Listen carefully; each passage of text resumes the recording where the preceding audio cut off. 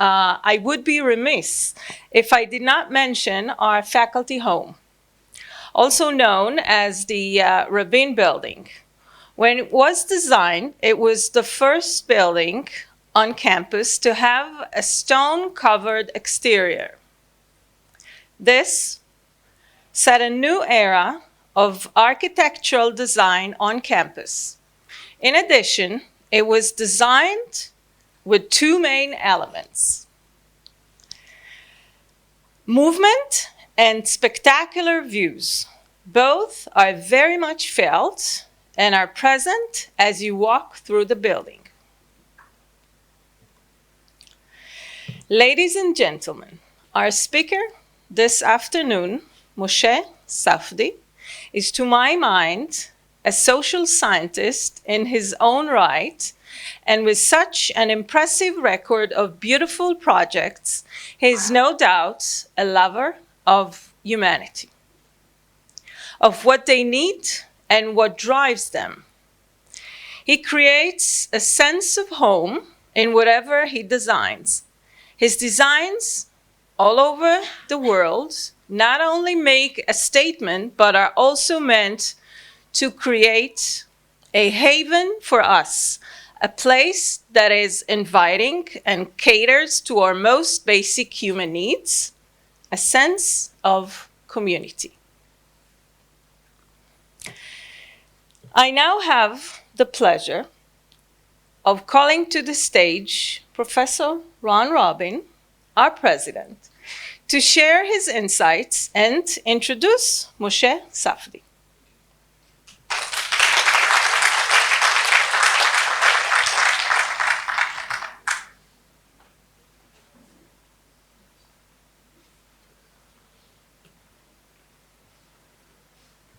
Shalom, welcome to everyone. So usually the job of the person who introduces the speaker is to go through a long laundry list of accomplishments. I'm absolved of that. This room is full of architecture students and they know everybody. And so I'm going to do it a little differently, Moshe, with your permission. I first met Moshe, I think it was about 1.5 years ago, more or less, when he invited me to his Cambridge office, Cambridge, Massachusetts. And I found a very patient man with the ability to translate the abstract into stunning words of art. I'm not sure that's a term that you would necessarily endorse.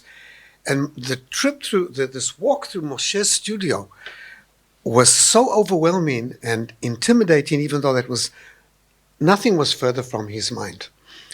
I felt that I had to reciprocate. And so I pulled out a file in which we had the buildings for the new campus that we have downtown in the port. And I started showing off the buildings. And then Moshe looks at one of these buildings and he says, that's where my father had his office. It's the building Palmer Alba on the corner of Palmer and Rehov Ha'atzmaut.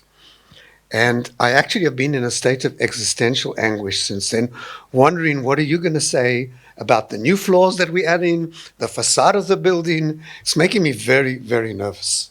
But you know, Moshe, I recently encountered you in the most surprising of places. I came back on Sunday, my wife and I came back on Sunday from India. We went to a wedding. The wedding took place in a city called Chandigarh, which is a capital of 2 states, Punjab and Haryana. And it was a spectacular thing. It's like in the movies, an Indian wedding, 4 or 5 days, never stopping. At one time, when I took a break, I had a conversation with a young man wearing a Sikh turban. And he said, you know, very close to here is a town where it's a holy town for us, and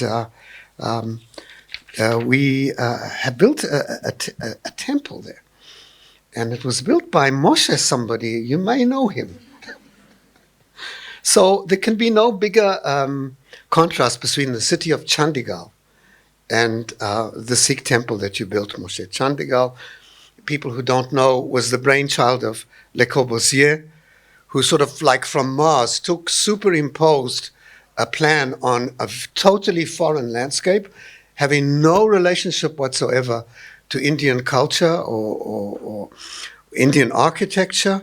It's just this grid of repetitive buildings. I spent my time mostly in District 17, which you may know.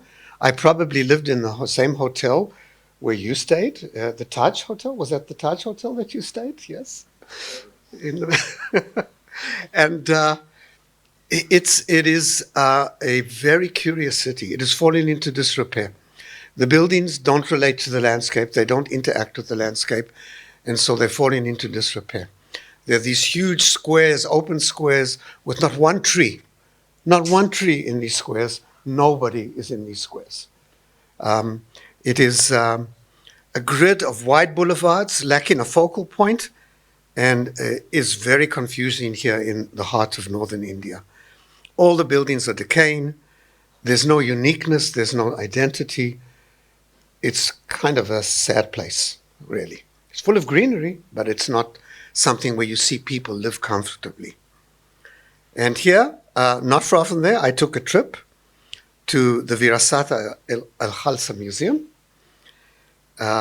celebrating Sikh culture, located in the holy city of Anand Sahib. And I saw this incredible piece of architecture, which is monumental. It's huge. It catches your breath away. But it's built of local material. And the features, the symbolic features of these buildings are all taken from local architecture and local law. And they fit so easily into the landscape. And so here, 80 kilometers, I forget the exact distance, away from this very strange, as if a Martian had dropped a piece of urban setting on the landscape, we find this monumental building that gives this town character, that gives the religion the respect that it deserves, all built from local material. And I think that's, so I was reaching back into my memory, and Ernst Gombrich, the famous art historian, I think he called this a schema. When you take when a person attempts to articulate a novel concept, you invariably begin with a familiar schema, and then you superimpose novel innovations on the familiar formula. Not entirely sure that that's what you did, but that's what I saw, and it fascinated me, and I think it encapsulates your career much more. Talking about this, we have a little slide. Can I just show it to the people so they actually know what I'm talking about? Would be.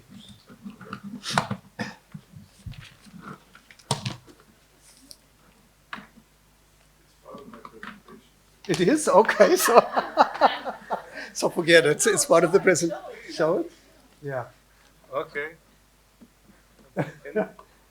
There it is. It's an entire beauty. I couldn't get inside the building, unfortunately, but I walked around outside, and I was blown away. And I'm so glad it's part of your presentation, because I feel that this structure encapsulates much of what many people in this room think about you. So without much further ado, I will invite you up to the stage.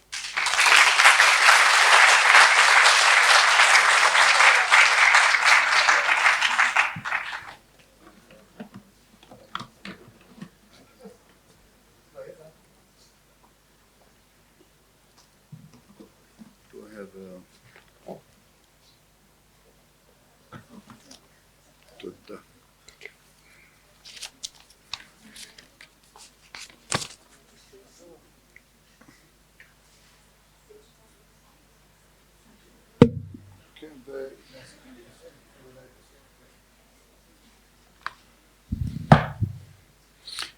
Thank you, Ron, and thank you.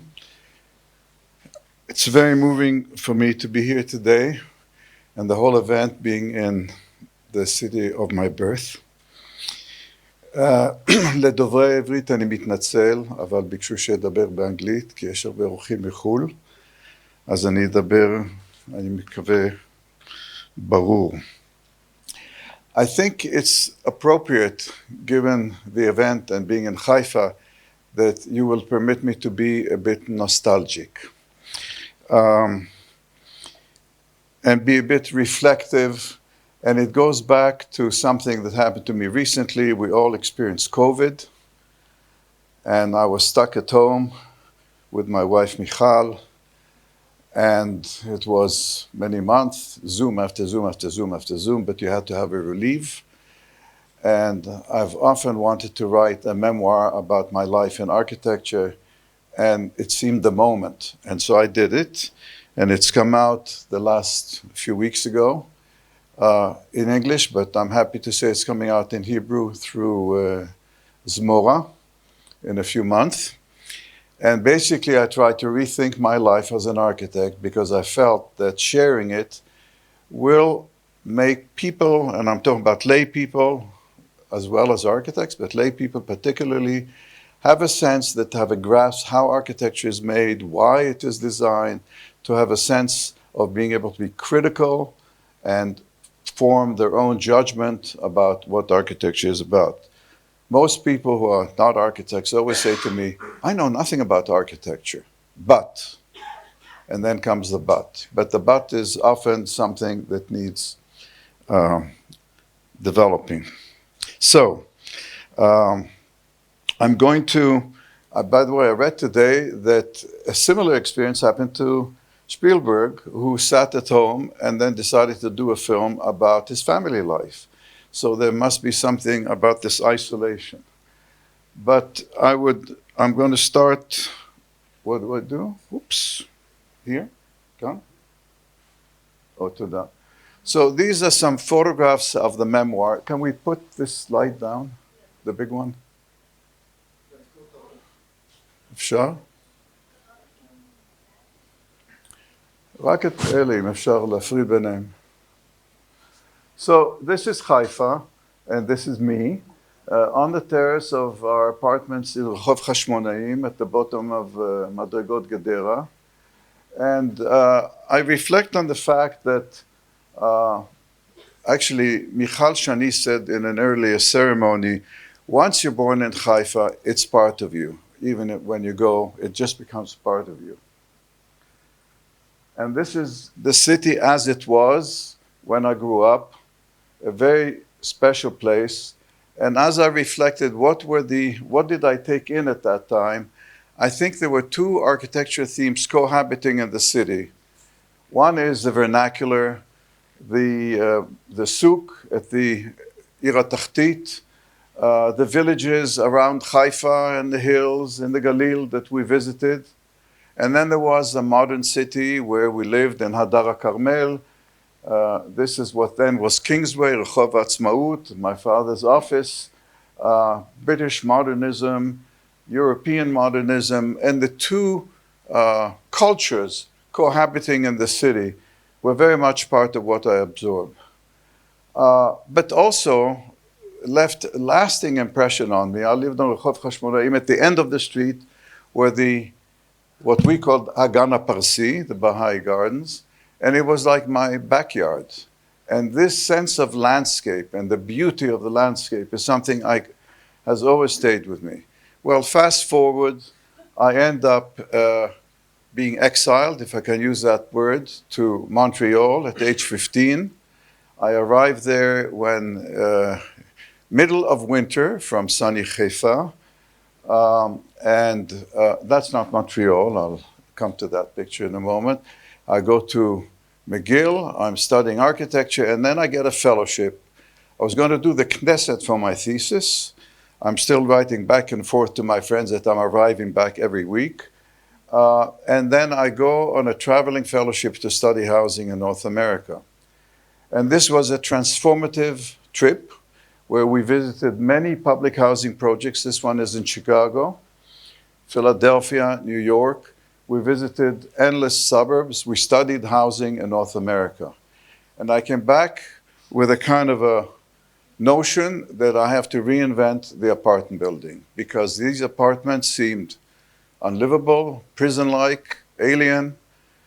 Those who had the means went out to the suburbs, and chose to live in little houses.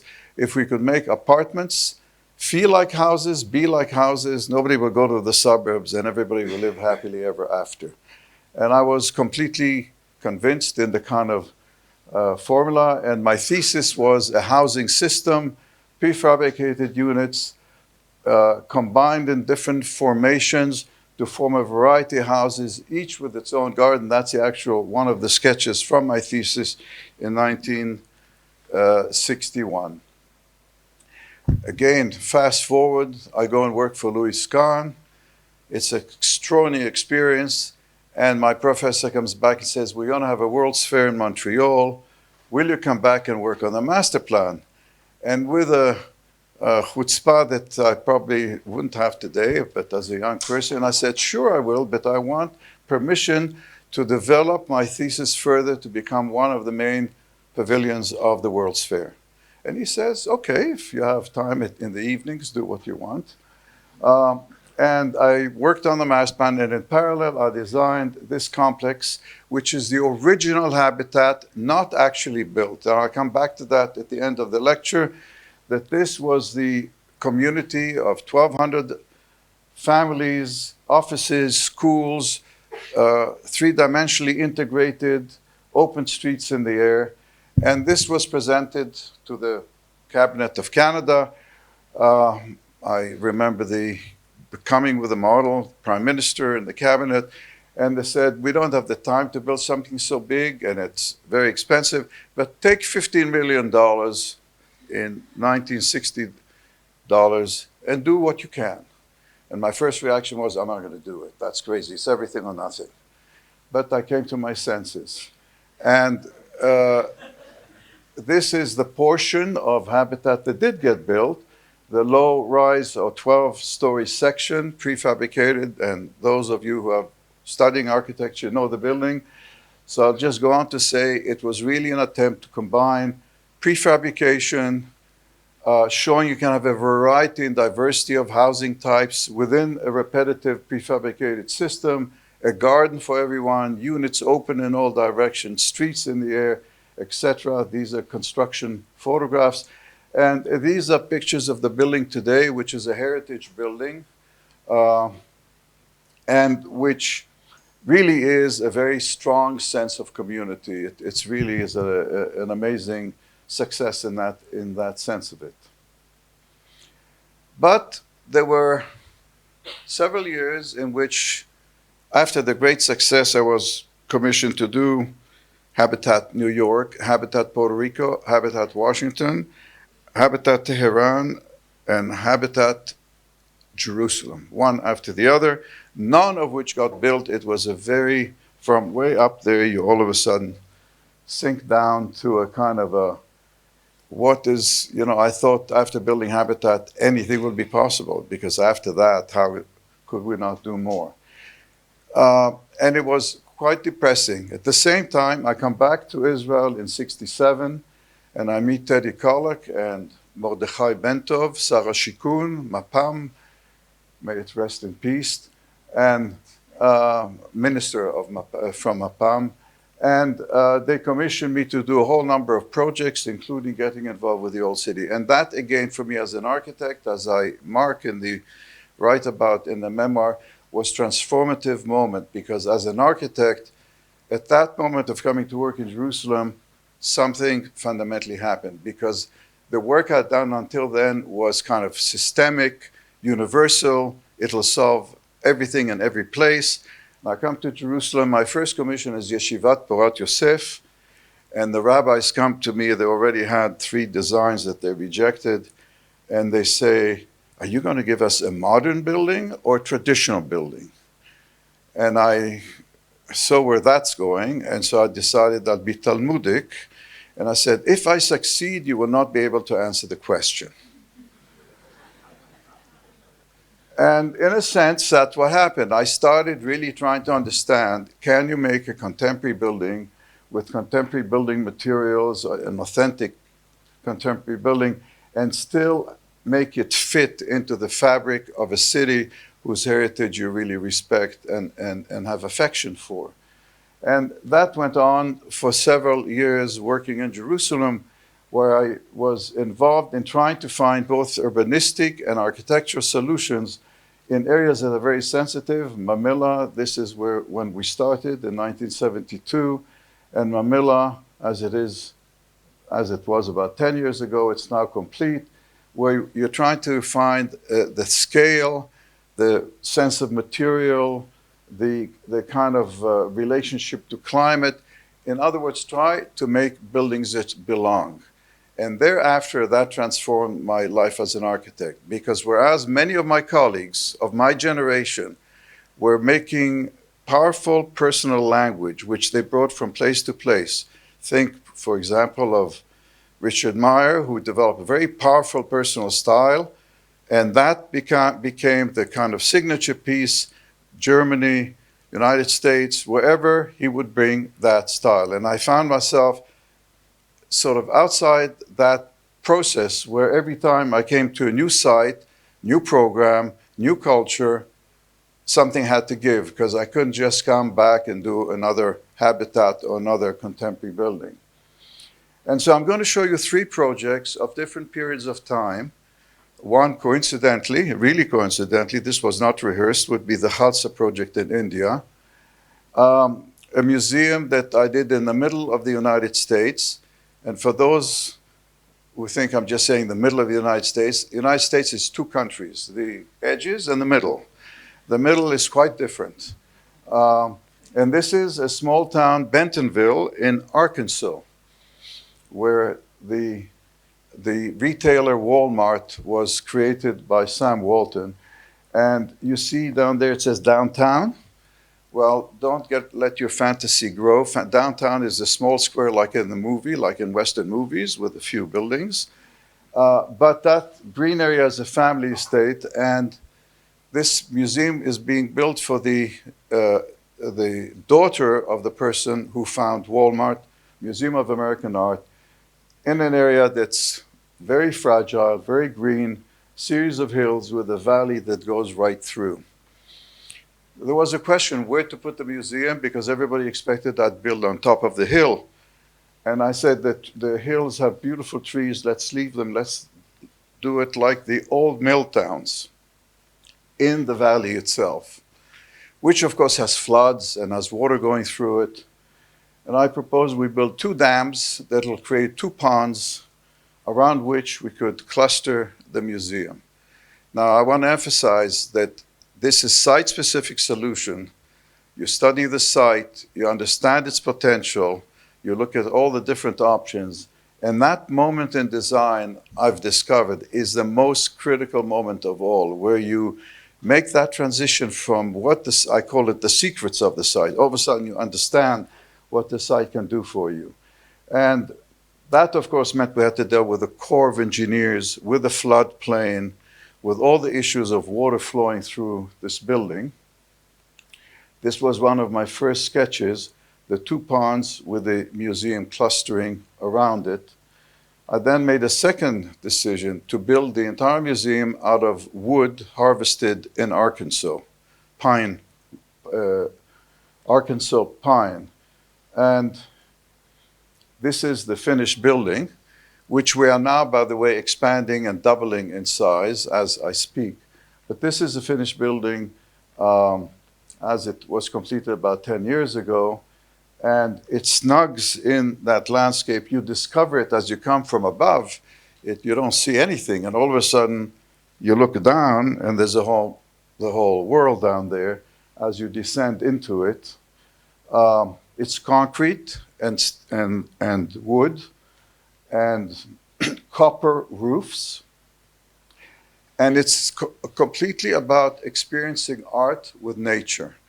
One of the things we did during the design of the museum is travel. We went to Louisiana outside Copenhagen.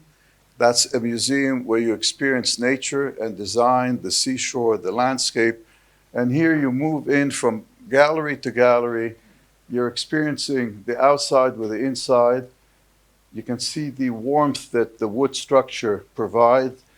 The buildings are actually bridges, cables spanning across the water, supporting the the laminated beams. This is one of the bridges, which is the social space of the museum. That's one of the galleries. And it transforms when it really rains badly. This becomes a waterfall, really coming through. It transforms with the season. It's part of nature. So I'm going to make a very big switch, both in place and program, to Yad Vashem. And again, I want to emphasize how specific the solutions are to the site and how the language of the architecture emerges out of program, out of site, out of the surrounding culture, and it is not transformable or importable in any way. So my involvement with Yad Vashem started with Yad LaYeled, which was designed in 76 and built 10 years later. The design was initially rejected. A donor saw it, wrote a check, it got built.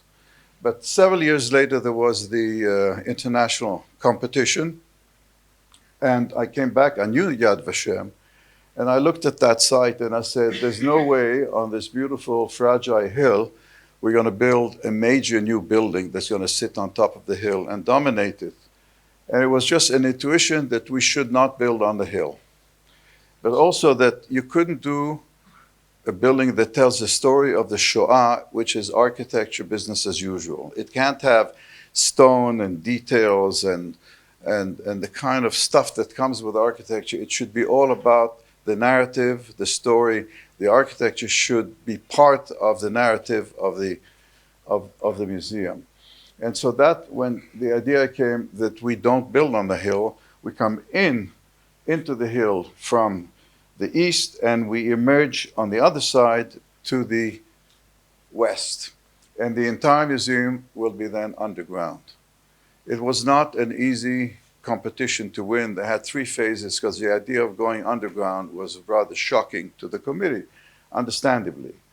But that move, again, that came from the site, from just thinking about the site, generated the whole design. Because once that decision is made, everything follows. You come in to the Mevo'ah, which is off the slide. You cross the bridge, you enter the Minsara, the prism, and then you move through the narrative. You're forced to move through the narrative through these cuts in the floor that force you to follow the narrative. The only material of the building is concrete, floor, walls, everything except the glass. And we worked with Dorit Harel, the exhibit designer, from day one, with a structural team from day one. The decision to do it only in concrete required the permission of the municipality because of the stone regulation at the time, which was obtained. And that then flows into the series of chambers with light coming from above. You're going deeper and deeper into the earth until you start rising after the chapter that deals with the camps into the Hall of Names. And from there, you emerge to light. It's an interesting reflection to think of the fact that this bursting of the building to the west, both physically, the concrete, and visually into the Jerusalem forest, was very controversial with the building committee. And it took many months of discussion because the feeling was, why should architecture have the last word and be so optimistic for such a horrific narrative? And yet, having been to Washington and seen the sort of, you're left hanging after you are in the Holocaust Museum in Washington because it ends up in a chamber and you just don't know, you don't even have a bearing that this was the appropriate conclusion, which eventually was accepted, that we have prevailed, that life has prevailed, and you're back to the light and the renewal of the forest. So one day, I come back to Jerusalem as I come every couple of months, and I have a call from Misrad HaChutz. We have the chief minister of the Punjab on a state visit, and we took him to Yad Layeled, and he broke down in tears, and he asked to meet the architect, and could you come to Malon Dan, down here in Tel Aviv, where he was there with his 4 bodyguards with their turbans. And he said, you know, I'm very moved today, and we are the Sikhs. We had very similar history to you.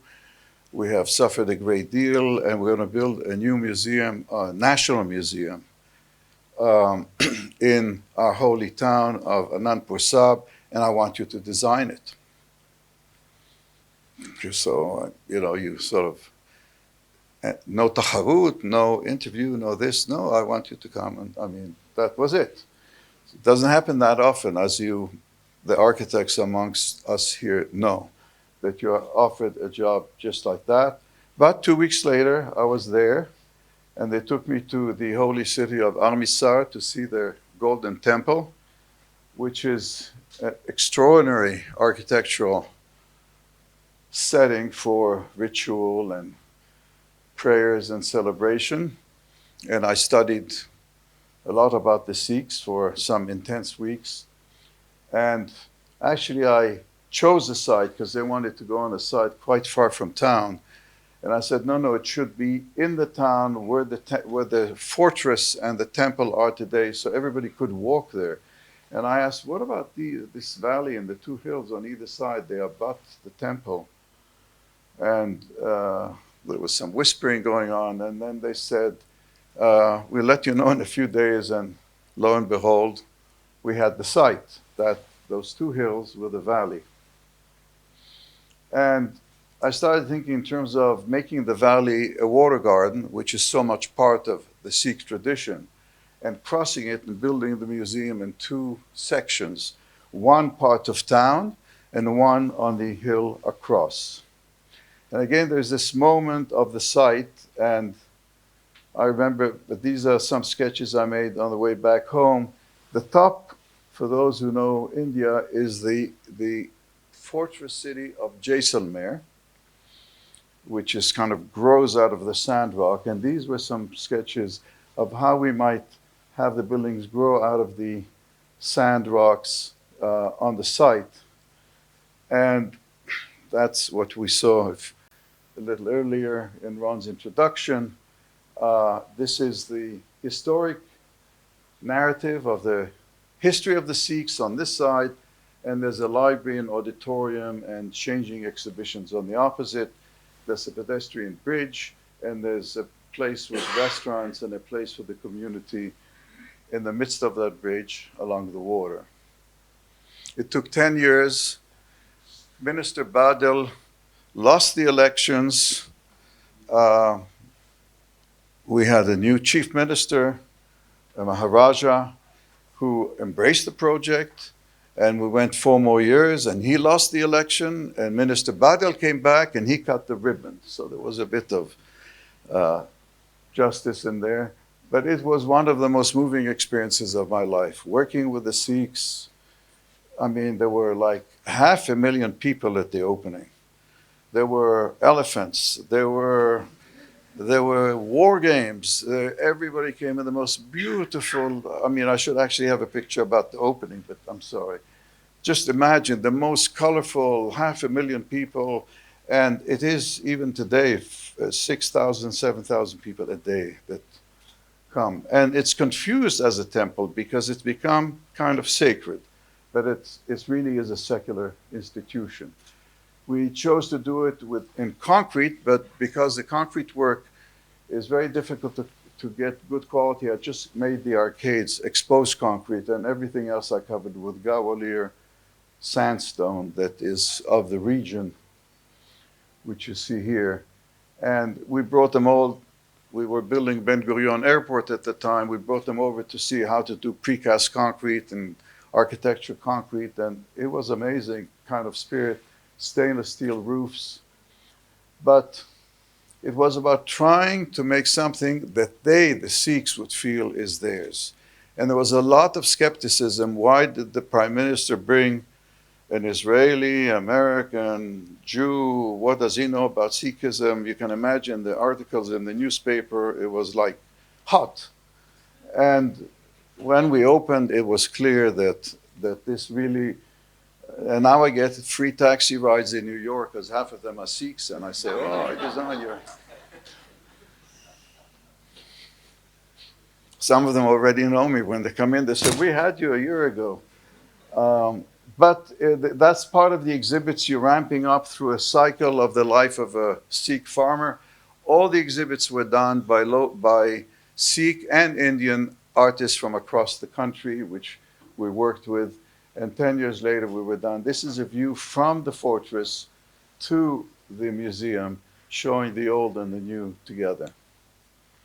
Okay, fast forward.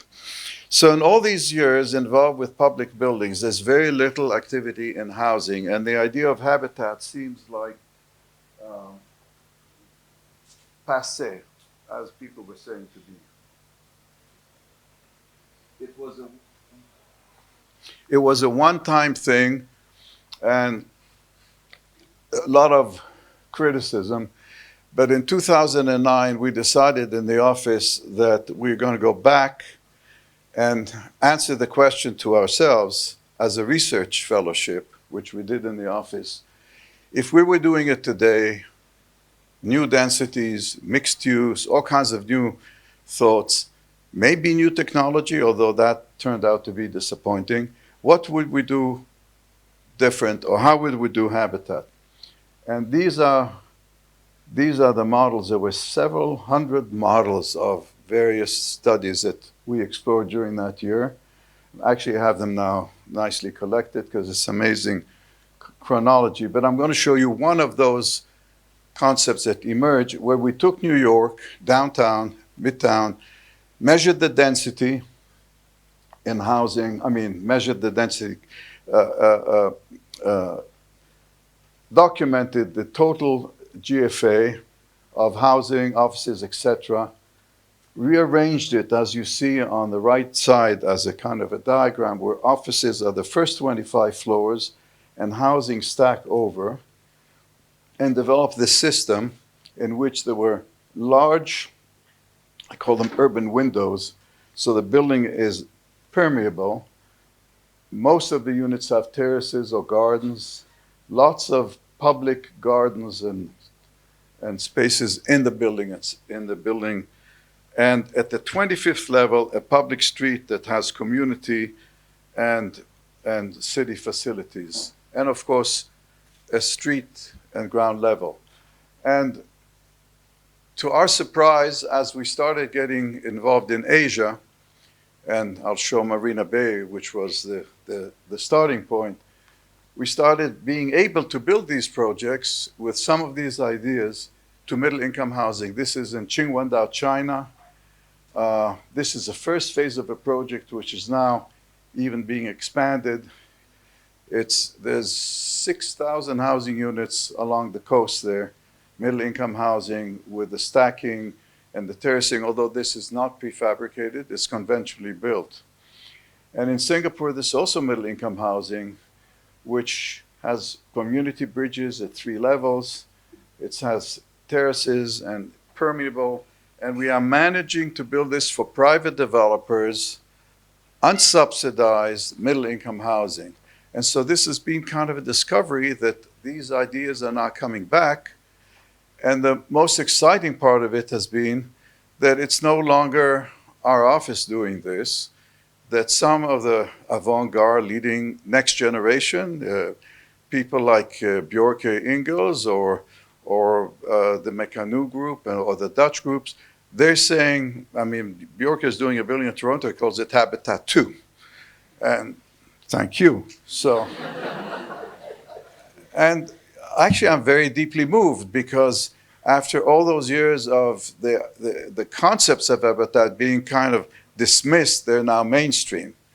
But this idea that you can create outdoor spaces, fractalize the building, integrate nature into it is just now, and I think post-COVID, reality.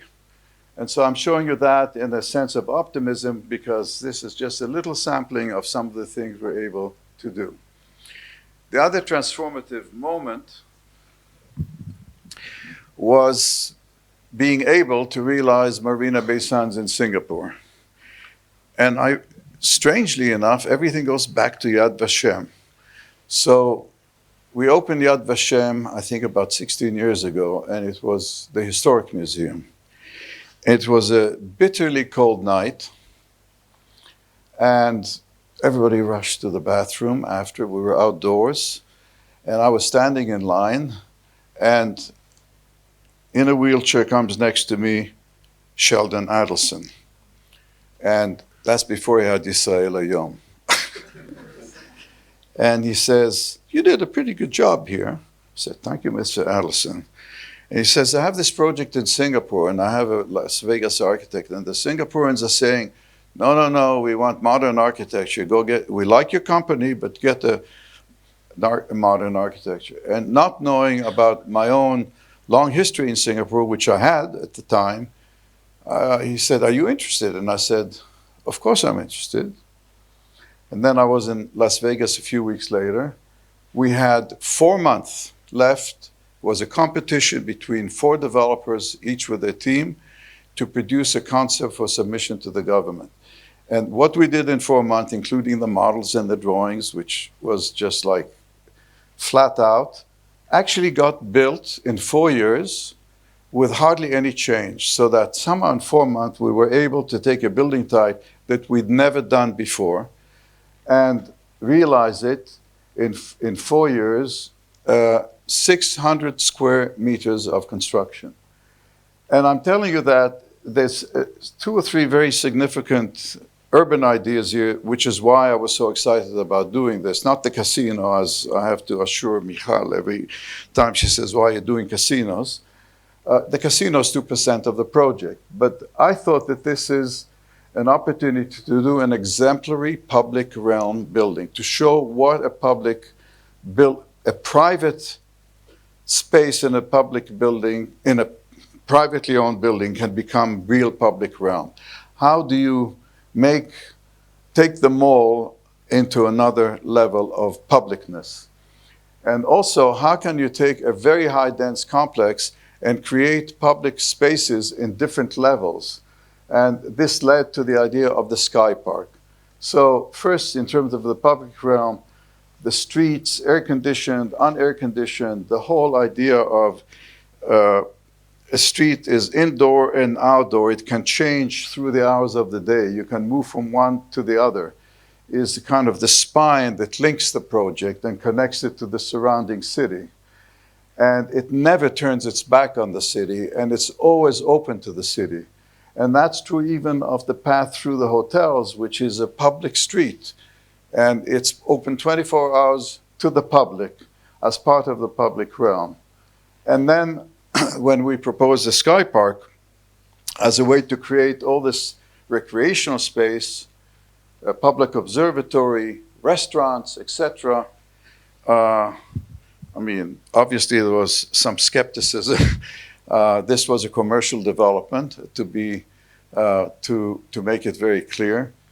But somehow we managed to convince first the Adelson team, and once the Singaporeans saw them, they just said, "This is it," and we wanted, based on this idea that was so well received. But it then also became clear that there was a potential here of creating in tall buildings, in high-rise buildings, public spaces which are accessible to the public and has a whole new way of experiencing the city. And this led to one more project I wanted to show in conclusion in Singapore, because this again leads to the next chapter. There was a competition for creating a center for Changi Airport. There were 4 terminals, and in the center they wanted to have a building that connects, becomes the kind of center point, has lots of retail and airport facilities, and changes the notion of the airport. We had to come forward with an attraction apart from the program, and I proposed a magical garden. a place like no other, which integrates the shops and the retail, etc. But that the centerpiece of it is just a garden you can wander in, full of attractions for young people. We worked with the Science Museum, the Exploratorium in San Francisco, and the building does what Ben Gurion Airport does, except they never let it happen here, which is the roof drains through the middle. So when it rains, we get 18,000 gallons a moment in Singapore. And in Singapore, unlike Ben Gurion Airport, it rains every day. It transforms the air in the building in terms of the air conditioning system.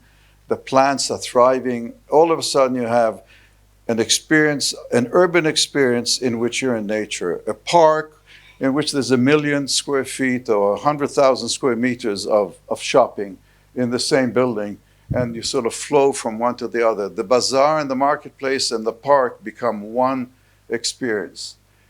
And this is a game changer as far as I feel, that it shows us that the scale in which we can bring plant life and nature into the city as we go forward is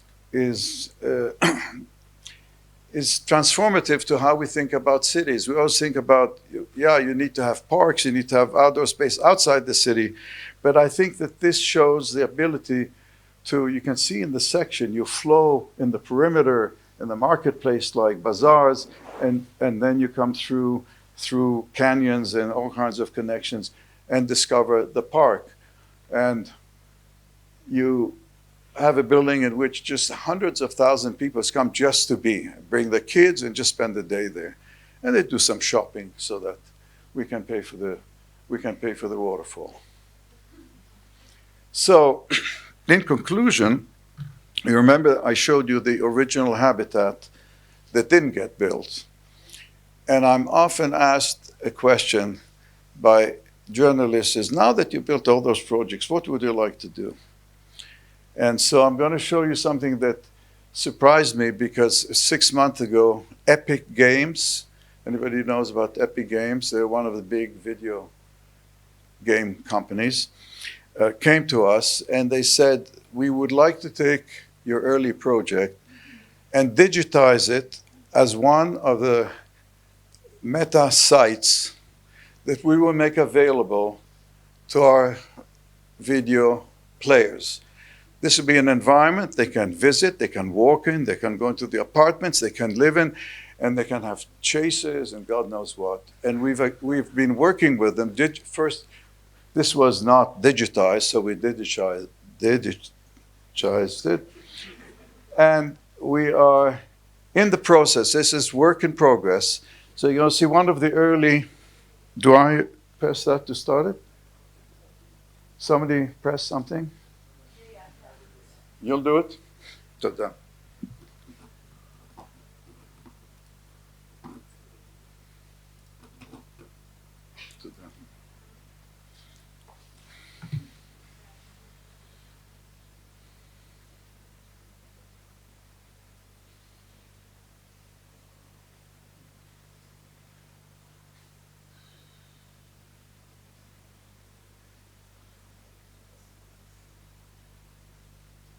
Inclined elevators. Otis, we're going to make them. And streets in the air and lots of community facilities. And this is in progress because I've seen the latest version. It's fully landscaped. The materials are real. You can walk into the apartments. The kitchens are real. You can open the windows. So here I'm experiencing a project I designed 60 years ago. And they asked me, what would you like to do? What's left for you to do? I say, I want to build this one. Toda raba.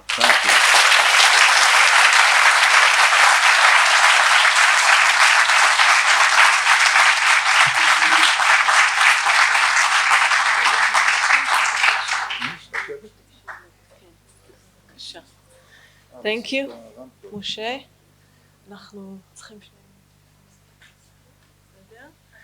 Thank you. משה, שב בבקשה. So thank you for your inspiring words, Moshe. I now invite the audience to ask Moshe questions. Please raise your hand and I will call upon you to ask your question. I ask that you introduce yourself briefly. Please bear in mind that we have time for 2 questions. Maybe 3. Perhaps 3. I'm doing what I'm told to do.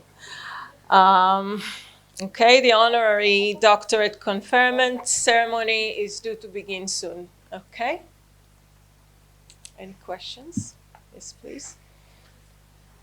Hi, the microphone. Yeah. You have to stand. Okay, so first of all, it's a huge honor to be here and to hear you in person talking about your project that we already know and some that we don't know yet.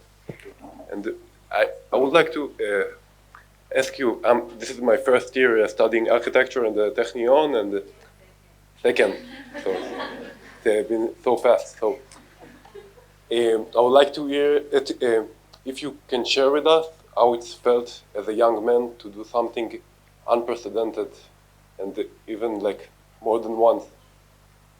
What was your experience as a flesh and bones human being? I mean, it looked like just a huge project, of course.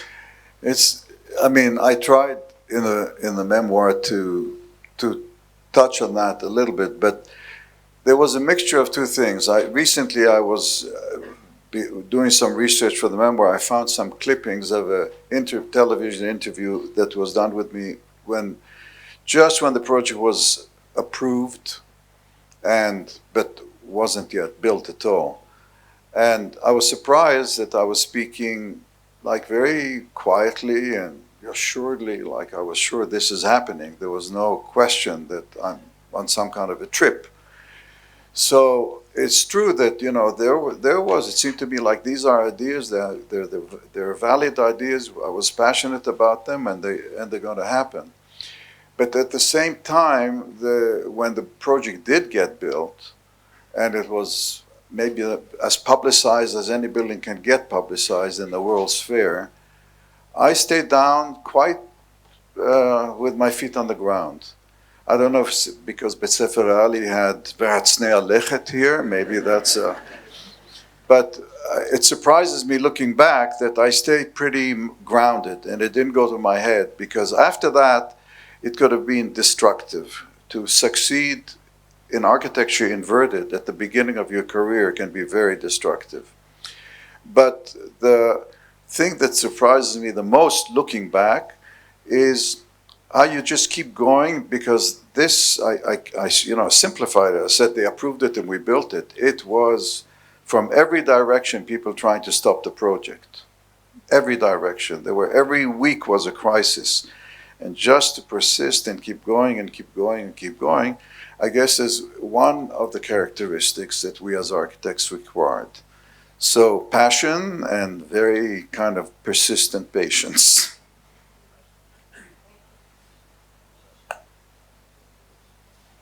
Hi, my name is Noam. I have a question about a project that you didn't mention here, but it wasn't built. It was in Midreshet Ben Gurion. There's a plan for a campus there, and I'm a 5th year now, and my final project will be there. Not exactly on that site, but very close to there. So I thought maybe you could tell us a bit about that project and elaborate about it. How did you find it? Yeah, I have my tutor here, Irit, and I have a book that I just got on my way here, of all the plans and the sections. Kol hakavod. Okay. Thank you. So I wrote a book last year called With Intention to Build. And I chose 10 projects. Actually, that's not in it. That's why I was going to put it in it, and then we didn't have space. The Midreshet Ben Gurion, the Desert Research Institute. But the book is about unbuilt projects and how you put so much into them, and is there residual value, and what is the meaning of all those projects we do that don't get built? And that's one of them, of course. But that was a project where I was heading the Machon Lecheker HaMidbar in Ben-Gurion University, and they decided to expand it into a Desert Research Institute, much more expansive. And I went to Sde Boker, and I chose a very beautiful place not too far from the Matzeva of Ben-Gurion, where it overlooks the canyon. And the idea was to create 2 shelves in that parsa, horseshoe, to create the campus with the view of, dramatic view of the canyon. It was just spectacular. I mean, it would have been, everybody would study there just to be there. And like projects, financing, fundraising, this, that, then get built. But I'm very fond of it, so good for you finding it. Thank you. Do we have another question? One last question, please.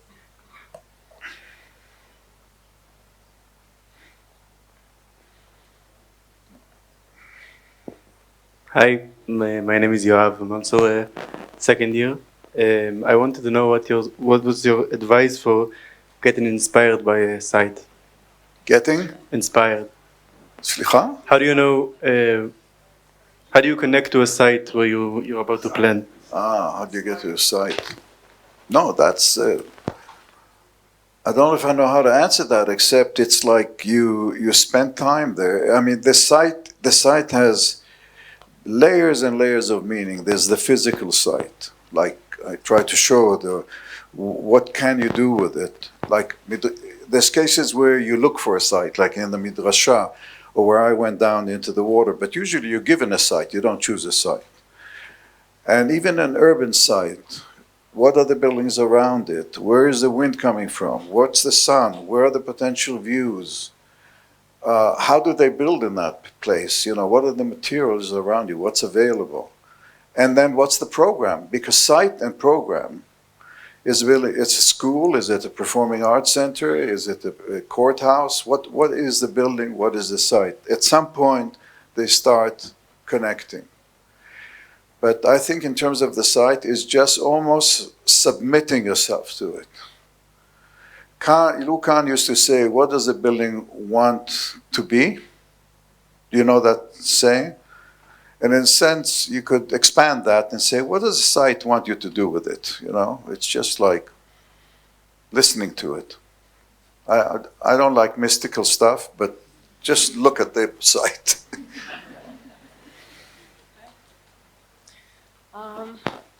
Thank you, Moshe.